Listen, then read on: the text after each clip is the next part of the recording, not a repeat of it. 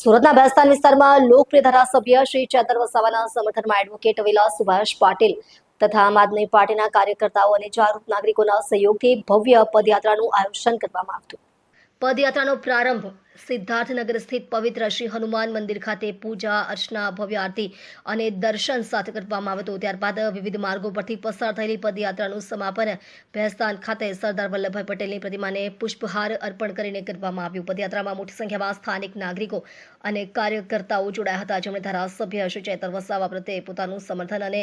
વિશ્વાસ વ્યક્ત કર્યો હતો. સિદ્ધાર્થનગર નેર ખાતે શ્રી રામ ભક્ત હનુમાનજી મંદિર આવેલું છે. હનુમાનજી મંદિરની અંદરમાં આજે અમારા સેંકડો કાર્યકર્તાઓ, ઉધના વિધાનસભા, 84 વિધાનસભાના તમામ પદાધિકારીઓ, મહિલાઓ અને અમારા યુવાઓ, તમામ અમારા વિંગના આમ આદમી પાર્ટીના પદાધિકારીઓ અને કાર્યકર્તાઓ દ્વારા શ્રી હનુમાન ચાલીસાનું પાઠ કરીને અને આ ભારતીય જનતા પાર્ટીને સદબુદ્ધિ આપે એ આશયથી આજે હનુમાન ચાલીસાનું પાઠ કરવામાં આવ્યું. અને ત્યારબાદ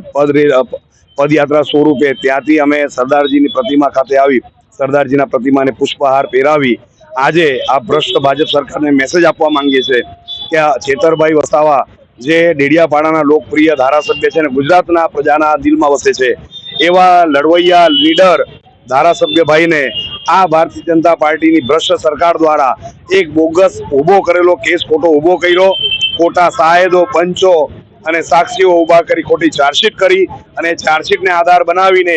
જે રીતના નામદાર કોર્ટમાં 7 વર્ષની સજા ભાઈશ્રીને આપવામાં આવેલી છે, તેના વિરોધમાં એ સજાથી જે આપવામાં આવેલ છે તે ખોટી રીતે આપવામાં આવેલ છે, તેના વિરોધમાં નામદાર હાઈકોર્ટમાં અમારી લીગલ ટીમ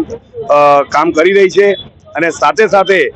ધારાસભ્ય ચેતરભાઈ વસાવાને ફસાવાનું મુખ્ય કારણ એ છે કે ભારતીય જનતા પાર્ટીની સામે ડર્યા નહીં, ઝૂક્યા નહીં અને વેચાયા નહીં અને એ લડવા માંગે છે.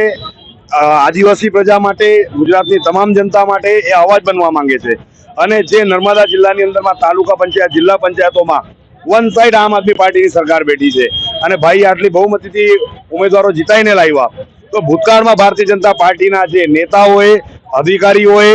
અને તેમના મંત્રીઓ દ્વારા જે ભ્રષ્ટાચાર આચરવામાં આવેલા છે, જે ગામડાઓમાં કોઈ દિવસે આંગણવાડીઓ બની નથી, જે ગામડામાં કોઈ દિવસે પાણીની લાઈનો પહોંચી નથી, જે નાના નાના પાડાઓ છે ત્યાં એ પાડાઓની અંદરમાં જે રોડો ને રસ્તાઓ અને સુવિધાના નામે કરોડો અબજોનું જે કૌભાંડ કરેલું છે, તે તમામ ભ્રષ્ટાચાર ભાઈ ચેતરભાઈ બહાર પાડવાના હતા. એટલે એમને દબાવવા માટે આ ખોટી રીતે ટ્રાયલ ફાસ્ટ ચલાવીને એમને સજા કરવામાં આવેલી છે.